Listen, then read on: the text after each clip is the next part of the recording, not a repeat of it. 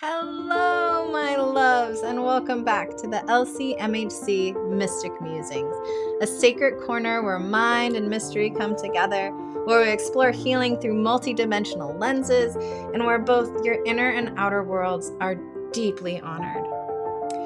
Here we are at the tail end of June, and I have a really, really special episode for you all. Today marks a huge milestone for this podcast because today I am welcoming my very first guest to the LCMHC Mystic Musings.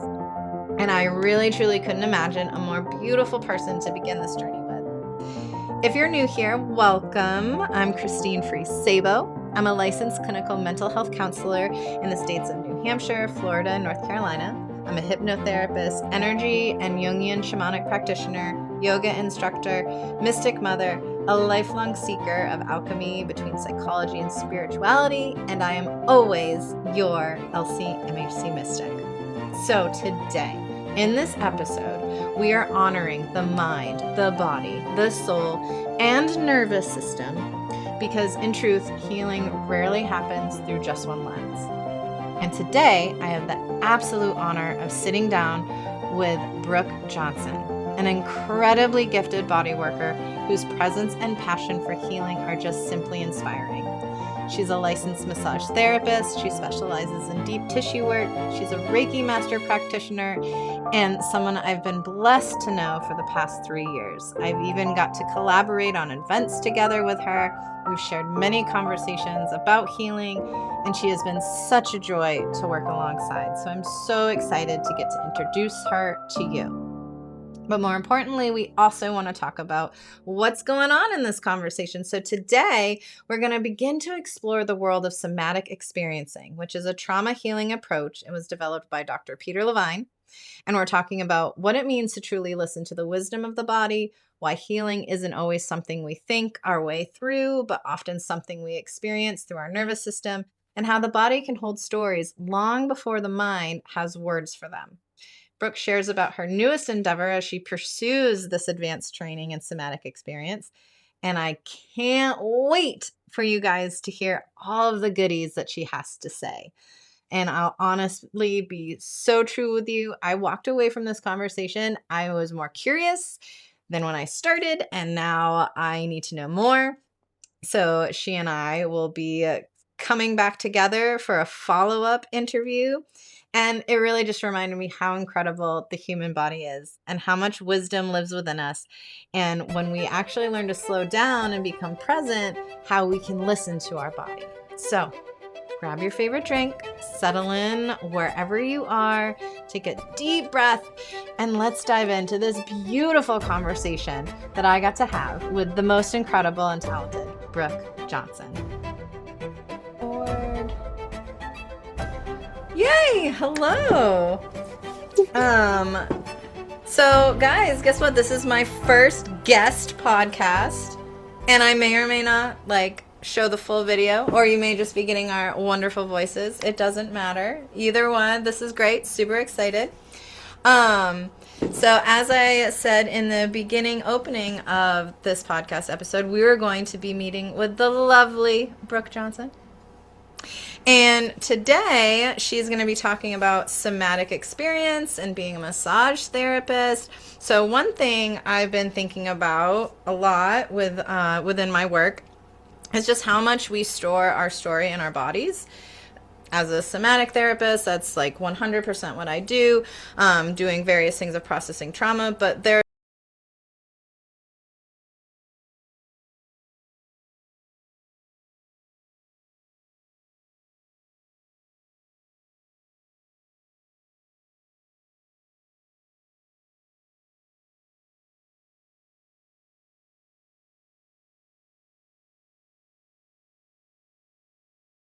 my first podcast ever.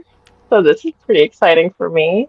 Just a little background. I've been a massage therapist for 6 years now, a Reiki master for 7. I'm currently in somatic experiencing school. I'm an intermediate level now. I can work with clients, and I have already started doing so. Um, and yeah, I just work with the entire mind, body, and spirit, encapsulated all into one, in a lot of the work that I do. Um, yeah, I got my attunement before my massage therapy program. I got my attunement in Reiki, so Reiki master, and I was actually called to do massage therapy and encapsulate the body within the energy work. You already answered Um, my question. I was going to be like, with so, like, what got you into the massage from Reiki? But here we go. I'm yes, listening. Keep going. yes. So she actually asked me if I could do massage work on her while I was doing Reiki, and I was kind of like, I don't know, I've never done anything like that. That's kind of strange. And then I was like, hey, why not? I was kind of in a time in my life where I really needed more. In just like my work and my passions. I wasn't following a passion at that time. And then I fell in love with all things body. Ooh. Um, yeah, so it's just been a really fun journey of getting deeper into what the body holds, and with the somatic work, that's just opening up a lot more avenues for me. Yeah, and so within this time, I'm really excited to get into a little bit more of that. Um, I was telling Brooke here that this is probably going to be a little teaser episode because I feel as though we have so much to talk about. So we might be leaving you on a cliffhanger. In fact, I hope we do. So, right off the jump, I really want to ask you somatic therapy. Like, what is the somatic experience? As a therapist myself, like, I understand somatic therapy from a whole different lens. So, somatic experience sounds something completely different. And please, I want to tell me about it. Tell me, like, what got you interested in this and, like, how you apply this with massage. So intrigued. Microphone's yours. Love it. Very funny. I actually wrote this down as a highlight, because I think people will think it's funny. Um, I actually found a somatic experiencing through ChatGPT. Oh, gotta love AI. And and I shouldn't even say that. It was just a little precursor. But what ended up happening was I work with a lot of people that um, my massage sessions are a lot of the time therapy-esque, right? Yeah. So we're getting into deeper layers a lot of Yeah. the time. I do a lot of deep tissue. We work with whether it's chronic pain, whether it's trauma that actually has happened to the body. And that can be mental, that can be physical. We work with a lot of those levels of healing. Oh, yeah. And I work with, like, I have a very beautiful client base, and I work with amazing people that want to get to the other side of the, sorry if you could hear my dog barking. It's okay. Um, Healthy so interruptions are so good. So it's I know all gravy. I actually might shut the door. Um, So, little pick up there. Uh, so, with that, I got introduced to the somatic realm just kind of through my own research. So that's where like the chat GPT comes in. Mm-hmm. Because I kind of, again, I was searching for that like that that deeper modality that I could really be like, okay, I have a slew of clients that are we're working together to get to the other side of these things, and I know that there's something happening, but I can't really name it, right? Yep. I can sense into the energy, I can sense into the muscles and the body, and that's all amazing. But there's just like that little additive layer that I really want to get to the other side of. Um, and chat came up with somatic experiencing. Um, so we can kind of segue into what even that's about. And that's just all about the traumas, whether again it be mind, body, spirit, really anything. Could be a car accident, could be a sports injury, it could be um, a childhood trauma that happened Mm-hmm. mentally. It can be so many layers of it. Um, and the way it gets trapped in our muscles, in our bodies, in our joints, and why we may have these ailments living within us. And just again, the massage is great, but now let's like find the source. Now let's get into the deeper side of it. Let's get into not just the tension, but why you're even holding the tension, Mm-hmm. right? Um, so yeah, so that's where it really began. Okay. And learning so much about it, I'm still only intermediate, so I have so much more to go, but just learning these basic levels has been so aligning to what I'm doing. So then, real quick, Yeah. so when you say like intermediate, so how if someone Mhm. were to be like, "Ooh, I'm drawn into this," like, what does it mean? Like, so are you? Is this how long of a program is this? Yeah, so it is a 3-year program. Okay. Um, each of the years is beginning, intermediate, advanced. Okay. So I've completed close to, I'm not exactly a full year, but I'm close to a year, and that's when I start now my intermediate year. And I won't get any of the advancements until next year. Okay. Mhm.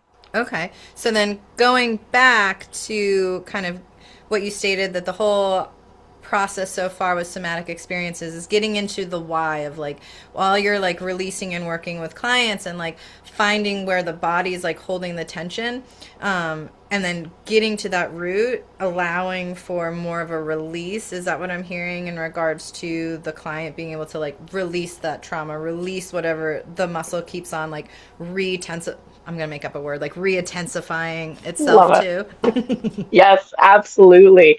Yeah, and it's funny because when you start to peel back, it's such a layered process. So when you start to peel back the layers, it's so funny because let's say the initial thing is, oh, I'm coming in with severe shoulder pain and I'm Mm-hmm. just really struggling. I can't seem to make it. I'm having frozen shoulder at times.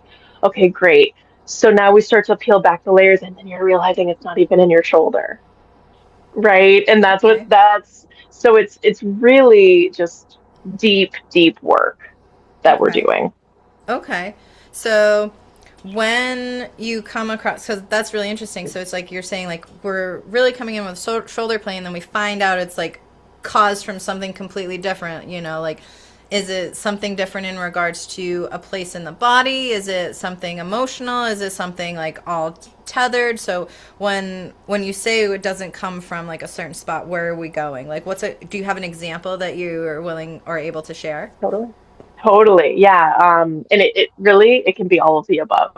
Okay. So a prime example is one of my clients is let's say deals with well, we're just gonna keep with the shoulder pain just Yeah. so we're just gonna kind of go Yeah. with the theme. So they come in and they have the shoulder pain. And let's say it's a car accident Mm-hmm. that they got into. And they're like, oh man, so I got into this car accident. They're explaining it. And my shoulder tensed up really hard. And I feel like I almost pulled something or my joint got like misaligned when I got into because I braced so hard in the car accident. Then you say, okay, that's great. Let's work with it. So you start to peel back the layers and we find that so you got into the car accident, you tensed your shoulder, and then now instead of allowing the completion of the joint to move to what it wants to do, and that could be so many different things, you realize that you're holding it because of what was happening, maybe in a mental way, in a physical way. Like again, that's why it could. There's so many options that it could be, Okay. but So real quick, because this is yeah, this is my ADHD brain. I know. No, no, no. And it's a lot, there's a lot of layers to it, but it could be that you were holding so tensely onto something, Oh yeah, and now it's not, the connection is not allowing you to let it go. right. So my instant Right. thought was like how I envision this is like here, you have Sally. She's driving in her car and she is super stressed out because, she has all these things going on and she's thinking about a mile a minute and then all of a sudden Yes. it's like boom, and but she was like holding all her tensions in her shoulder, and then Yes. especially like we'll say the right shoulder, and that's like kind of Yes. what like jerked it into like really holding on to all the pain. So then you find out like, oh, yeah, this was caused by the car accident, but during that time, you were stressed because you just got a letter that you were being demoted from your job, or like Absolutely. you just lost someone in your family, and like you were holding it Yes. all into your shoulders and whatnot. And so like that, so that's kind of what you're saying, is that when you start getting into it, you're Absolutely. finding out like, oh, like we've been holding on to this other stuff that was causing the internal tension already. Absolutely. Okay. Yes. Yes. Another perfect example that was coming to mind when you were saying it is somebody that I actually think you know.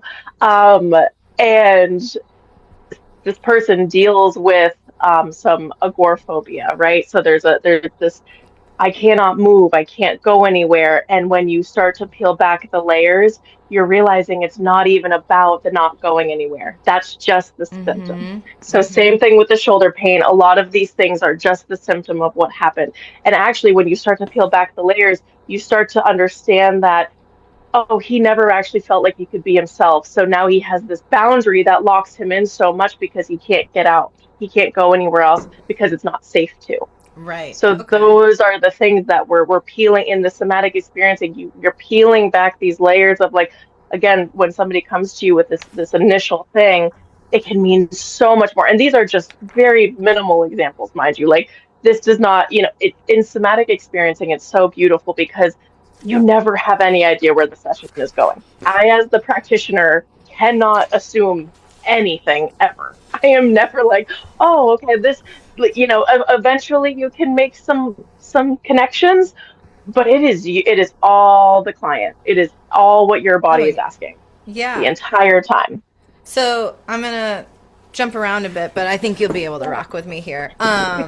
So when I hear that, I think about, my instant thought was, okay, so we have a client who is experiencing pain, wants to come in for some like massage body work, and finds out that you also do like somatic experience stuff, so it's kind of entwined. And then you you're getting this release, you're doing the body work, and then you're, and I know I'm gonna, so this question is going to come after this question, is in regards to, Love this it. sounds like a very like intuitive working process too. So they come in doing the body work, find out like through somatic experience that there's this other stuff going on, and you're peeling back the layers. Then is that something where it's just like, okay, we've peeled back the layers, these are the things that are like coming up, and then you bring that to, whether it's like your provider, or is this stuff that you sit with them and also do? Because I know that,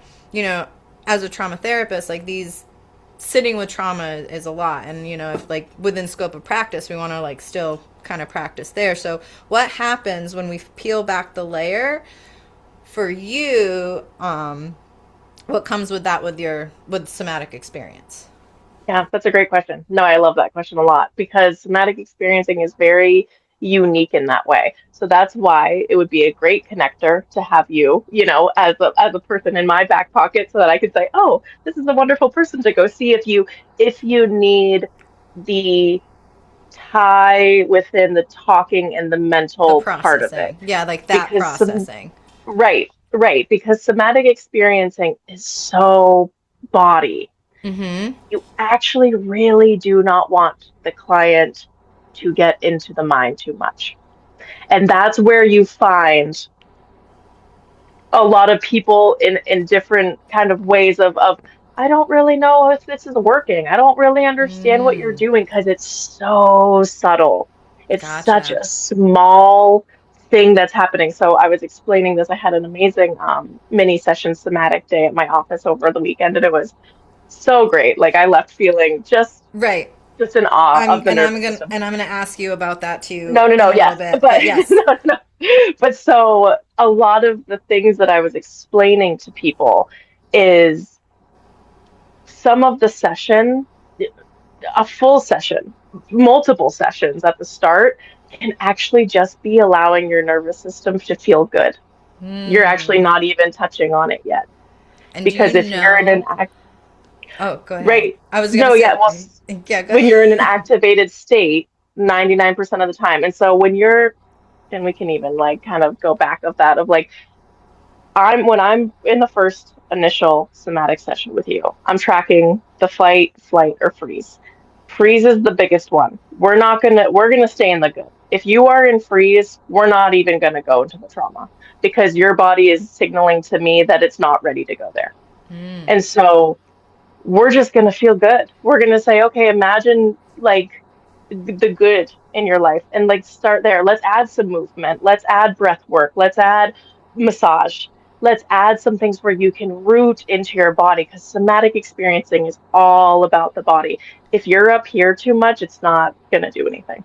Okay. So, real So that quick. would be a great tie to you.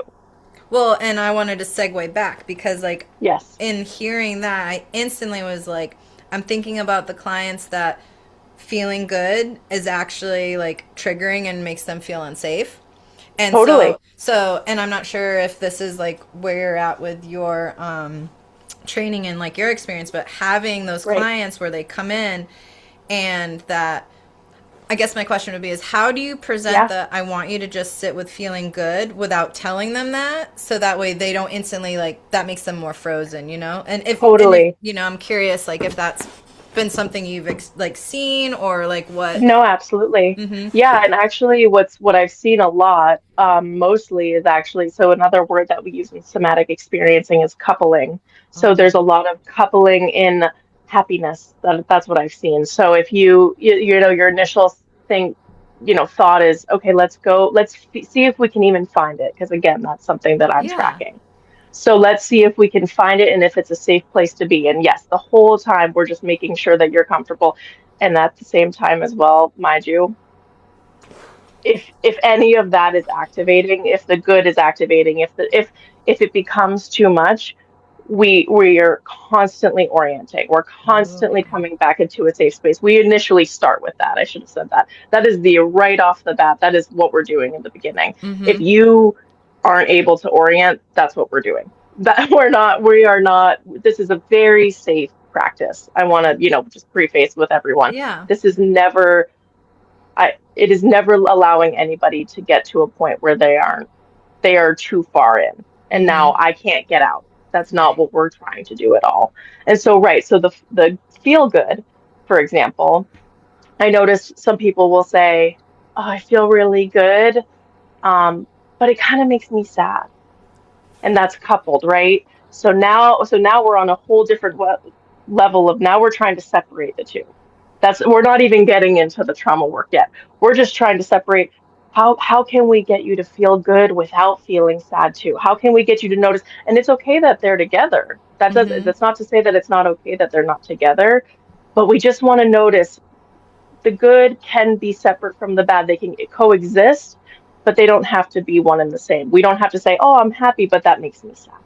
Right? I We want to get to those other points. I love that. And as you were speaking, I was thinking about how, because just in general, like for people to go to therapy can be so hard. And, you know, with the stigma of going to therapy and whatnot, there, Totally. it's all there. But in listening to what you just said, like, what a beautiful opportunity and opener for someone to be like, oh, okay, like, this is something like, and this is where like the collaboration piece comes in and like offering like a safe, like, we found something like and it's safe for you to like process and work through it, you know, like what a beautiful way of like connecting with the body and like that somatic sense to like allow an individual to kind of come in and be like, oh, like it is safe to work with the mind outside of here. Absolutely. Absolutely. And that's it, right. The whole premise of this is just creating that safe environment to make the person feel okay to go to those places. And yet again, as I said before, the entire time, I'm an invitational person. I invite things in that you might want to explore, but that is totally up to you. If you look at me and you're like, that doesn't feel like I want to do that. Mm-hmm. Awesome. Let's totally go somewhere else. Like I am never going to say, no, this is where you need to go. Oh my God, no, no, no, no. That's not like you let me know where you want to go. Like, that's great. Yeah, and it just sounds very like non-intrusive. It's very No, much just like, oh, we're aware of these things. We can leave these things where they are, but awareness is key. right. It's And and it yeah. the whole point is just interrupting. That's what somatic is all about. We're just interrupting the loop. That's it. That's why it's not this like, tell me about your trauma. That's not what we're asking. If you feel inclined to, we're not going to tell you not to. But at the same time, we're interrupting the loop. There's a loop that's happening. And that's why, some people might be in this really high activated place. So we're going to try to get you, when you come in, we don't want you to be activated. Yeah. We want you to come back down and just say, hey, how does this plant look? Like, you know what I mean? Do you like this color? Like, it's almost like this child, it's very playful. It's a Mm. very playful childlike, like, let's just be here. Let's be together. We're in this together, you know? And so and when you see the interruption, it's it becomes this little tiny thing that's like now all of a sudden so Oh, big, and you're oh like, yeah. I mean, the yeah, littlest ripple extends absolutely out. But I want to jump back to perfect. what you had said in regards to like, we'll invite you to share if you feel inclined. How do you protect your own energy? Like, how do you keep Hmm. yourself from being, you know, Yeah, non-attached would be a good word. yeah, no, I like that as well. I the easiest answer is, oh yeah, I do what I can. I'm But that, obviously not the but that's greatest. you know what, like that's an honest answer. And as a therapist, right, like that's the question that I get to is just like, well, how do you end your day? Like, how do you decompress? And I want to be able to tell you, like, before I leave my office, I sit, I do a cleansing breath Hmm. work.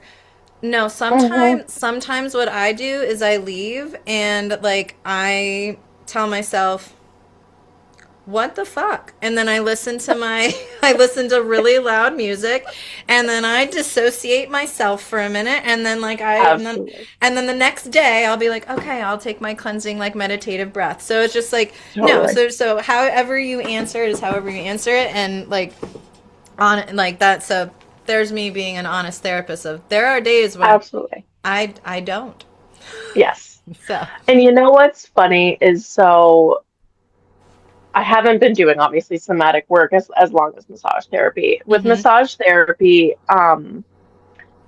I do have a little bit of a an opening and a closing that I do just for myself, just to like invite myself to be with my client, and then at the end of the day, kind of close that off and detach from it. Um, when you're touching people, what I'm finding when I'm touching Yeah. people, I'm noticing that connection feels very secure. Where in the somatic, so one of the terms that we use, and I think I've told you this before, and you offered me a different way, which I loved, but with somatic, we want to join and be present in the person's experience, but we never want to merge. We're not merging with it. Mhm. So with somatic work, it actually has been easier because, number one, I actually set my chair up there's a little bit of distance. Yep. So I'm not feeling that I'm literally touching them. So there's a little bit of distance. And since there's such a playful energy, I actually find myself not attaching as I do in massage for whatever Mm. reason. Okay. And I'm almost wondering too, with some of this work, if this processing in somatic work just feels a little bit more authentic, and not that massage doesn't, but in a way I'm quite literally pouring my physical being into the massage, where in somatic work I feel like it's actually the more of the client doing it than me, Mm. if that makes sense. It makes complete sense. And I honestly, like, instantly my therapist brain literally went to, oh, I wonder if, like, you can take somatic experience and, like, make it so that way you actually don't overpour yourself in massage. But that was my therapist brain, like, You're like, Being we like, can talk about it in therapy. like how do we do this? Yeah. but I love but I I like how the oh I literally wanted to say like the massaging of massage and somatic experience blend together, and it. just Hmm. like, yeah, I'm literally just envisioning for you there is this whole dynamic of, because from what I'm hearing, sorry guys, ADHD No, brain. I've talked about it so many times in my other episodes. Here's your love it. ADHD kid. I'm Um, tracking. yeah. The five different conversations happening at once in my brain, and then you only like get the end of one. Um, so Totally some fine. so somatic experience and then massage. They're actually separate services. Hmm. Okay, Hmm. and then Yep. so is well, question one is, will we blend them together at some point? And first question, because apparently I like to ask the questions in the backwards way. First question is, how are you setting up somatic experience clients versus massage? Yeah, another great question. I've been, since I'm so new with the somatic experiences, I've only done like the mini session days and then just like kind of work with like people that I know personally. Mm-hmm. So I haven't fully opened it up to like my actual client base. Come September, though, just so everybody knows, and just clients know, I am going to be doing like full hour sessions, which is pretty exciting.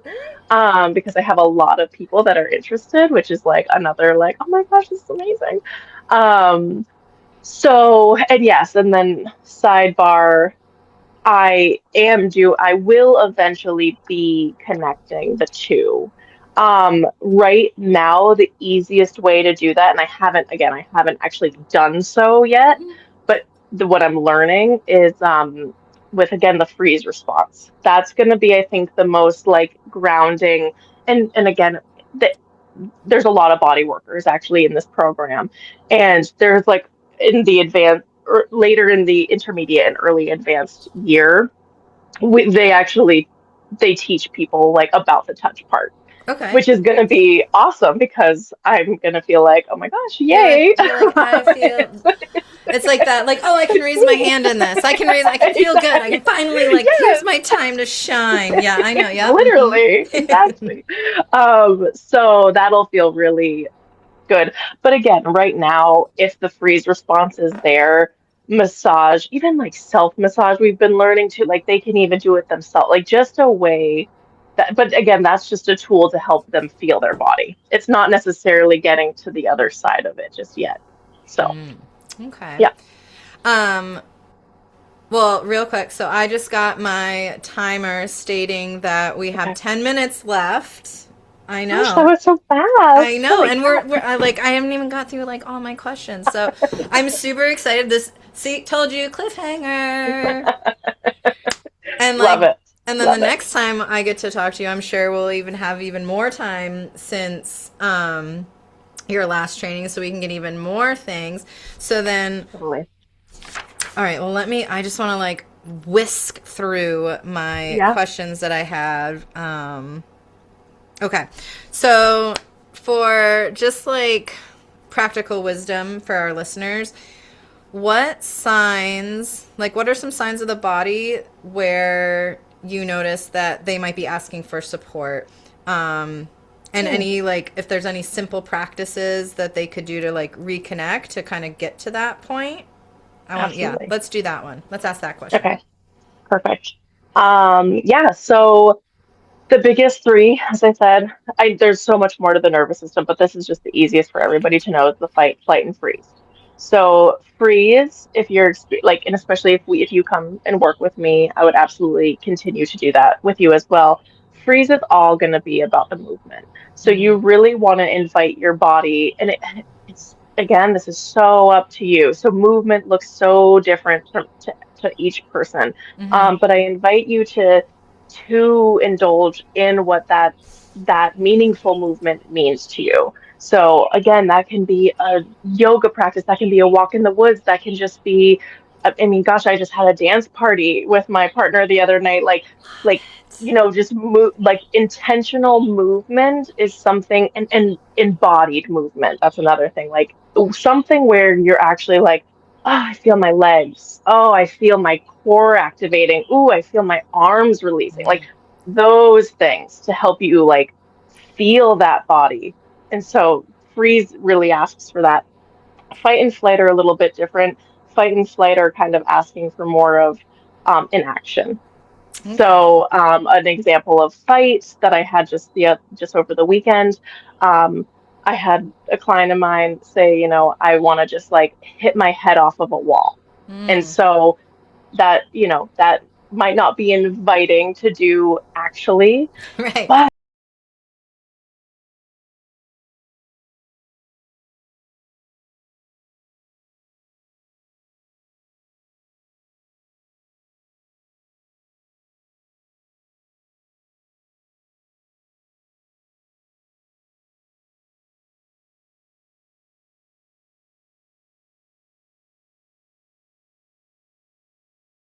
so And just to kind of piggyback off of that, that reminds right. me of emotional freedom technique, the tapping. In Yes. traditional tapping, we do that and we say the things, like we'll tap on the various points and Right. say like the intrusive thoughts. So that way, all of a sudden, the client's like, I actually don't believe that. So it's like when you're actually Right. like hitting, you're like, oh, I actually just like, what I'm actually searching for is just like Right there. some kind of stimulant. This is just, I just had nothing to do with the actual like irrational statement. Yeah. Okay. You just gave me goosebumps about that, mind you, because that's what I get so excited about, because you are so spot on in that. And that's where the layering comes in, right? Mm-hmm. When we're saying that your first initial response is saying, I want to hit my head off the wall. And we say, well, let's honor that. Let's do that. And then you start to slow it down. And right there, they go, wow, Wow. I don't want, I'm feeling something else though. I'm feeling now my chest is, and you're like, let's fall, let's go, let's go. It's like I love those, love yes, that this is where we're going to leave the I know. cliffhanger. Yes, So, yes. um, Me too. so again, we have 5 minutes, real quick. Perfect. Do you have? Well, actually, no. This is the question. Where can our listeners find you? Ah, amazing. So, my business is Life Through, but THRU Brooks, Brooke apostrophe S hands. Mm-hmm. Um, so my website is the full, well, actually, no, it's not. I mean, maybe we should tag it at the bottom, because now I'm Well, like, yeah. and you know what? And now my Instagram isn't even Life Through Brooks Hands now that I think about it. So Brooke Johnson Mm-hmm. is my Okay. full name. Dot LMT is Instagram. That's the easiest way to like find me, Okay. and because my website's attached, and my website has my phone number and my email. You do now need to make a username and password for my website, but you can still contact me through that. Just so Perfect. you all know. Okay. Yeah, Yeah, and I yeah. will. I All was of gonna your say info will be like perfect, put in all of like the platforms. Um, perfect. well, so I am going to be getting you on my schedule again. Awesome. Thank you for Yay! being my first guest and for sharing this experience with And me. it was so fun. I feel like I could talk about this stuff forever. So Oh, yeah, 100%. And I have like way more questions. So, um, amazing. Yay! we Until will, next time. until next time, we will see you soon. As always, guys, thank you so much for being a patron to this podcast. And I can't wait for you guys to come back and see our lovely Brooke again. Thank you.